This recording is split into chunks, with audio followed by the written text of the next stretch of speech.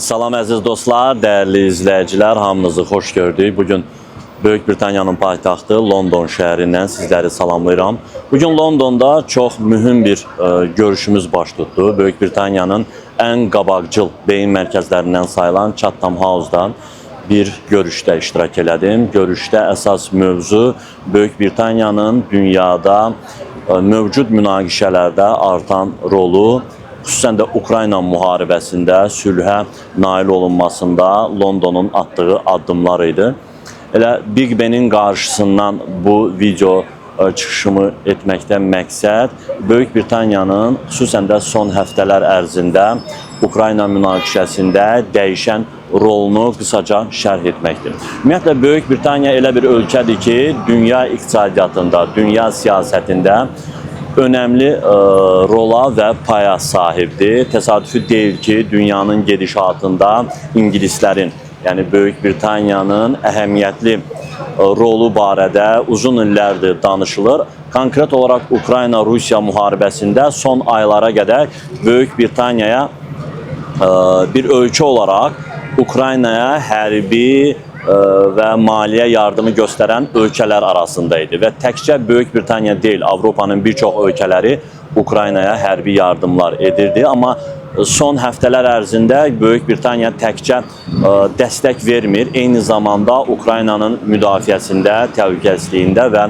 Ukraynada sülhün əldə olunmasında əsas oyunculardan biri qismində çıxış edir. Nəzərə alsaq ki, bu günlərdə Ukrayna-Rusiya cəbhəsində sülhün əldə edilməsi, atəşkəs əldə edilməsi istiqamətində ciddi addımlar atılmaqdadır. Ukrayna prezidenti Vladimir Zelenskinin Vaşinqtona Ağ Evə dəvət olunması və ABŞ prezidenti Donald Trumpla o gərgin görüşündən sonra Böyük Britaniya fəaliyyətini, bu istiqamətindəki səylərini daha da artırıb. Burada bir neçə faktor önə çıxır. İlk növbədə Böyük Britaniyanın tarixi bir missiyası var. Avropanın və dünyanın müxtəlif ölkələrində baş verən hadisələrdə, münaqişələrdə Böyük Britaniya hər zaman öndə gedib və bugün də Ukrayna-Rusiya müharibəsində bu təşəbbüsü öz əlinə alır. Digər tərəf, Brexitdən sonra Böyük Britaniya Avropa Birliyindən çıxsa da Brexit sonrası öz nüfuzunu bir daha təsdiq eləmək və özünü ifadə etmək məqsədi ilə Ukrayna müharibəsində artıq aparıcı oyuncu qismində çıxış edir və bununla London xüsusən də Avropaya göstərməyə çalışır ki, Böyük Britaniya Avropa Birliyindən çıxsa da, tək qalsa da, hələ də Avropanın təhlükəsizliyi məsələsində Böyük Britaniyaya ehtiyac duyulur. Bu baxımdan London öz üzərinə düşən tarixi missiyanı həyata keçirir. Üçüncü faktor isə Böyük Britaniyanın Avropaya nəzarət etməsi üçün xüsusi bir missiyası var ki, bugünə qədər Böyük Britaniya Avropanın təhlükəsizliyi üçün ciddi addımlar atsa da, əslində pərdə arxasında London heç vaxt istəmir ki, Avropada hansısa bir ölkə, istər Fransa olsun, istər Almanya olsun, Rusiya və ya digər bir ölkə yüksəlsin və Avropada hegemonluğu həyata keçirə bilsin. Buna görə də Ukrayna-Rusiya müharibəsində ilk növbədə Rusiyanın qələbə qazanmasını burada istəmirlər.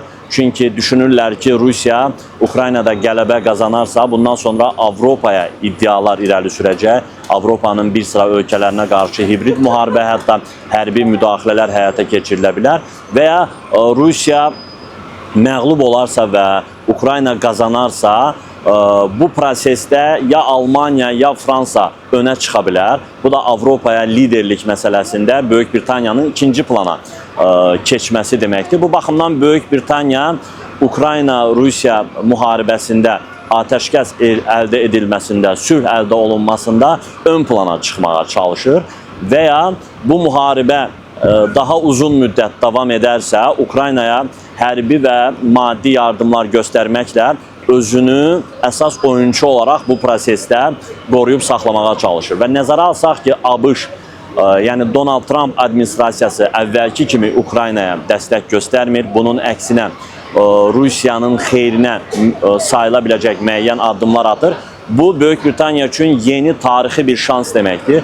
Odur ki, Avropanın təhlükəsizliyini özündən asılı vəziyyətə gətirmək üçün Böyük Britaniya çox ciddi addımlar atır. Ukraynaya dəstək verilməsi baxımından və Avropanın gələcək təhlükəsizliyinin təmin olunması baxımından. Çünki Vladimir Zelenskinin son Washington səfəri uğursuzluqla nəticələndən sonra Ukrayna prezidenti birbaşa Londona səfər etdi və burada baş nazir Steinmeier ilə görüşdü.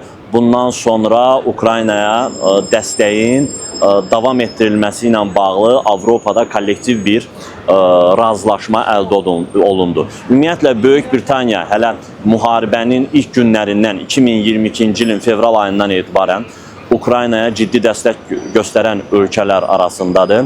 Minlərlə Ukraynalı hərbçilər Böyük Britaniyada hərbi təlimlərdə iştirak edib və Böyük Britaniya ilk ölkə idi ki,